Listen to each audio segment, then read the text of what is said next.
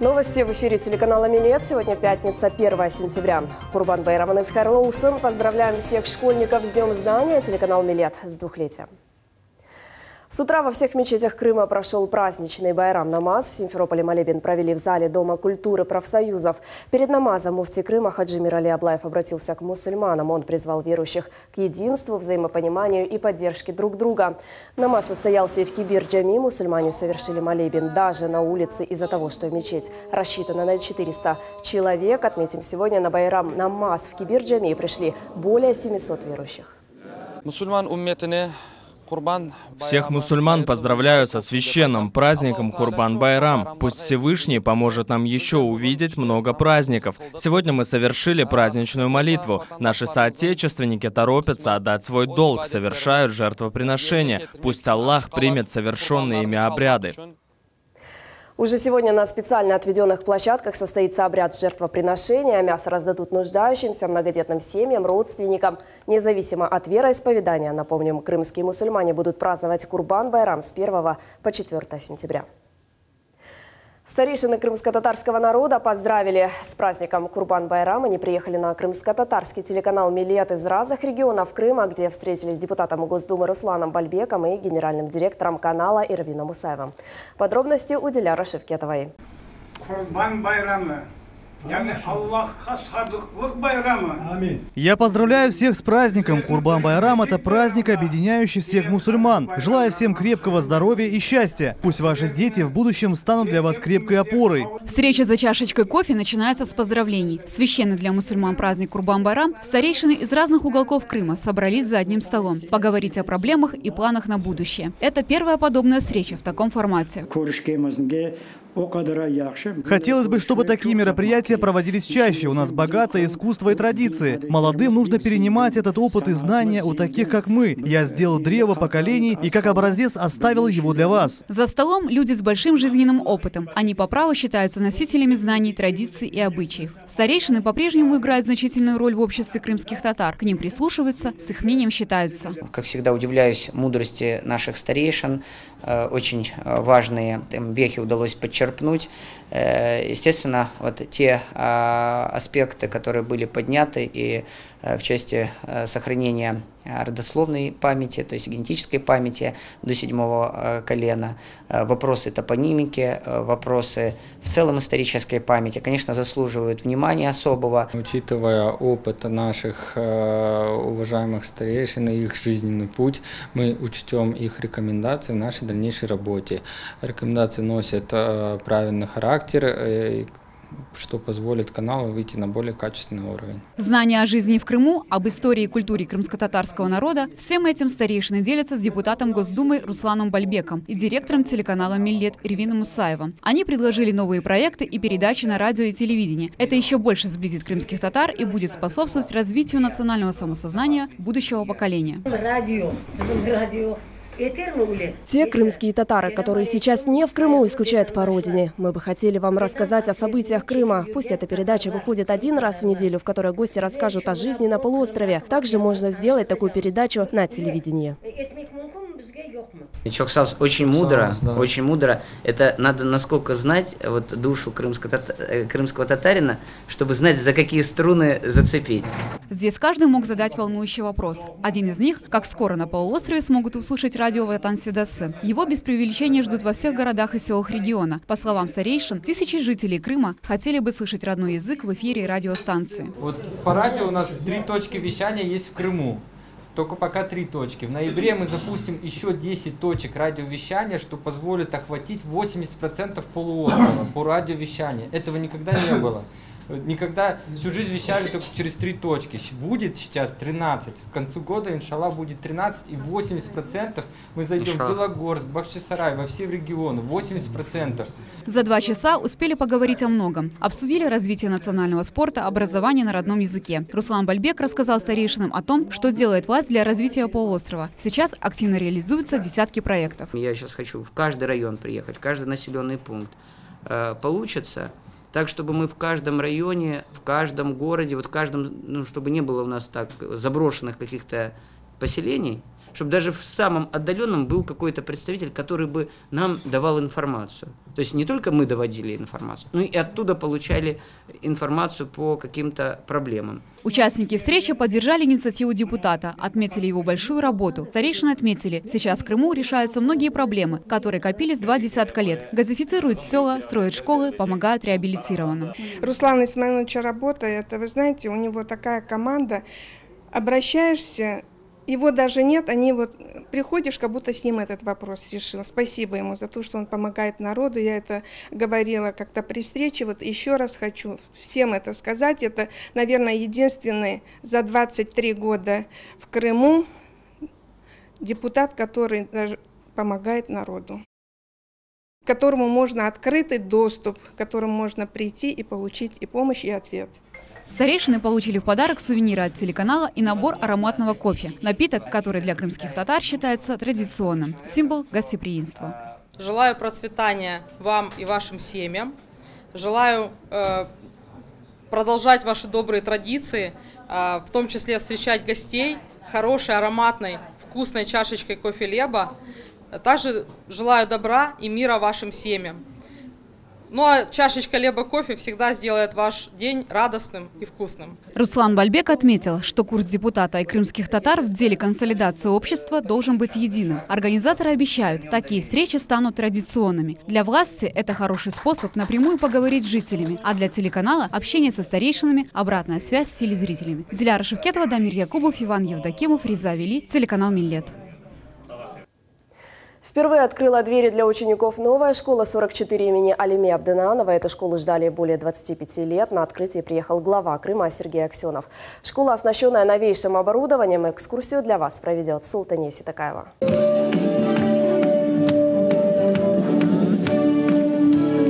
Эта школа оборудована по последнему слову техники. В учебном заведении все новое. От парт до оснащенных лабораторий, где школьники смогут заниматься наукой. Новая школа рассчитана на 830 учащихся. Учебные кабинеты, компьютерные классы, лаборатории. Здесь все соответствует современным стандартам образования. Более 100 малышей пошли в учебное заведение из ближайших домов микрорайона. Всего здесь сформировано 6 первых классов. Из них 2 с крымско-татарским языком обучения.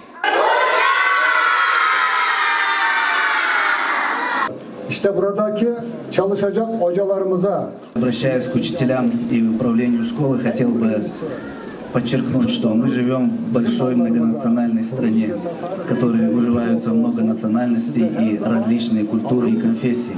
Поэтому сегодня на учителях лежит огромная ответственность в воспитании этого духа патриотизма, любви и мира. 2 спортзала, актовый зал, большая столовая и даже собственный поварской цех. В трехэтажном здании 33 учебных кабинета. В каждом смарт-доски и мультимедийные приложения. Учителя у нас укомплектованы полностью. У нас 48 учителей. И дети, которые учатся в нашей школе, это дети, которые учились в 11-й гимназии, в 4-й школе, в 15-й школе, в 38-й школе. Это весь состав, который сейчас перешел к нам в 44-ю школу. В этом году уже сформированы 29 классов. Крымско-татарский язык в обязательной программе. Новые и просторные классы уже осмотрели будущие ученики. Она новая, она красивая, она тут народная, да. Нашего народа. Да. И тут преподают крымско-татарский язык, и форма мне тоже нравится. И мы будем очень рады изучать татарский язык. Учебное заведение построили в рекордные сроки. За 1 год. Еще пару лет назад жители микрорайона в это даже и не верили. Родители школьников уже оценили новые возможности. Дети будут получать образование в самой оснащенной школе. Эльмаска, мен торунчугум, барынчы сыныфа баражак. Я очень довольна школой и вообще впечатлений очень много. Жители Симферополя называли ее школой 4 президентов. Достроить важный для района объект не могли больше 20 лет. Такая возможность появилась только после воссоединения Крыма с Россией. Помог указ президента о реабилитации крымских татар. Школа, наверное, самая современная сегодня на территории Республики Крым. Было выделено из республиканского бюджета 474 миллиона рублей. Но в первую очередь, конечно, это удалось сделать благодаря поручениям нашего президента Владимира Владимировича Путина. То есть школа, вы знаете, стояла с 90-х годов, с 93-го, по-моему, года недостроена. Район был похож на свалку со стороны. Вот сегодня, благодаря вводу в эксплуатацию этой школы, преобразилась вообще сама вся эта территория, вы видите. Я уже не говорю о том, какая радость для родителей, которые могут своих детей отвезти в учебное заведение, которое находится рядом, возле домов здесь. Новая школа полного дня. Дети будут учиться не только во время уроков, но и оставаться после их окончания. В это время каждый сможет заниматься в кружках и даже выполнять здесь домашние задания. Султания Истакаева, Аким Бекиров, телеканал Миллет. Учеников новой школы сегодня поздравил и глава Госкомнадзора Заур Смирнов. Он пожелал, чтобы новый учебный год был для всех интересным и плодотворным.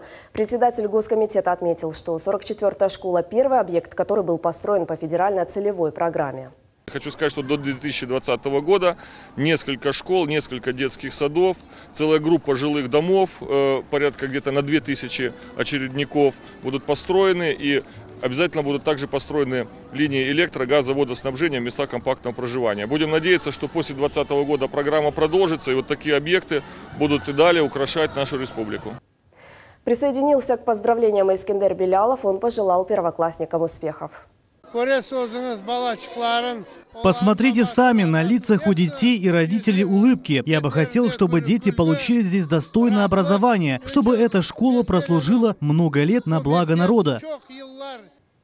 Праздник первого звонка отметили в школе номер 42 имени Ишрефа Шемизаде. Маленьких крымчан и их родителей поздравил заместитель главы Госсовета Республики Ремзи Ильясов. Хорошее базовое образование, оно всегда тебе необходимо в жизни.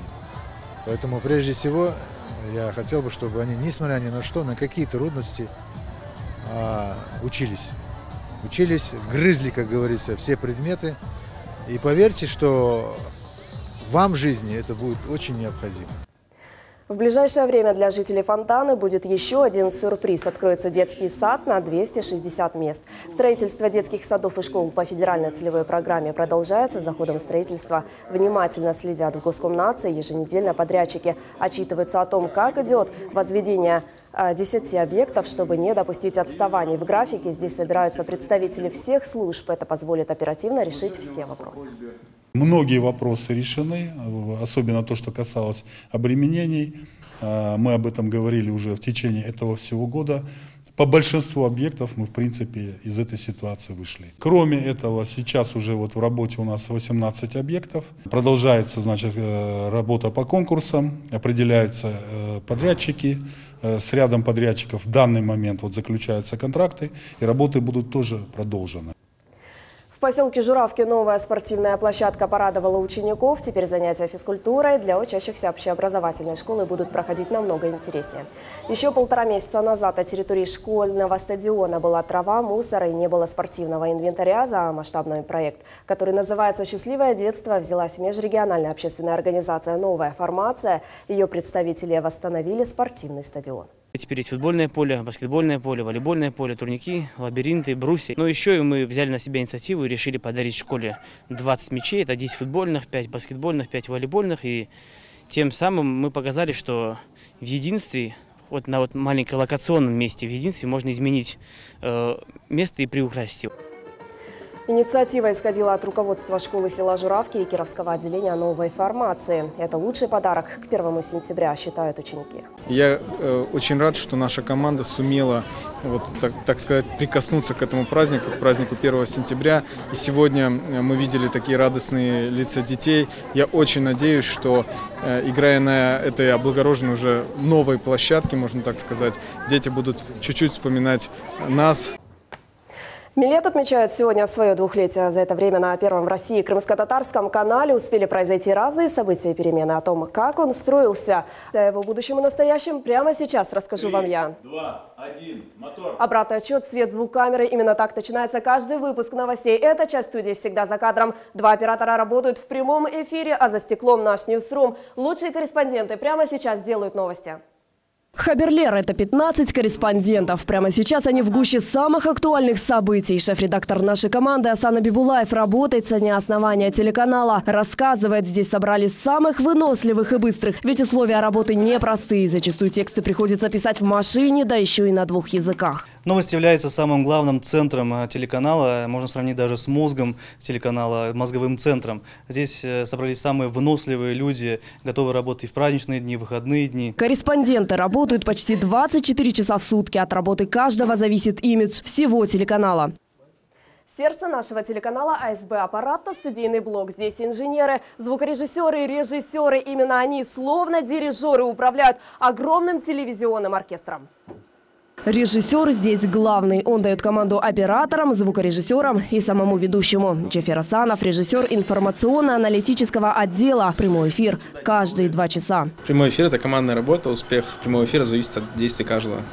А это центральная аппаратная. Инженеры работают здесь круглые сутки, чтобы эфир увидели тысячи зрителей. За эти 2 года Милет успел выйти и на спутник. А все начиналось в 2015-м после подписания указа о создании крымско-татарского телеканала. Первое время в прямой эфир выходила только Саба. Это наша утренняя программа. И пока не было студии, эфиры записывались даже в национальных кафе. Сейчас же все по-другому. Есть отдельная большая студия, где работают с 7 утра ведущие. Они поднимают настроение всем жителям полуострова. В чем же секрет, мы узнаем прямо сейчас.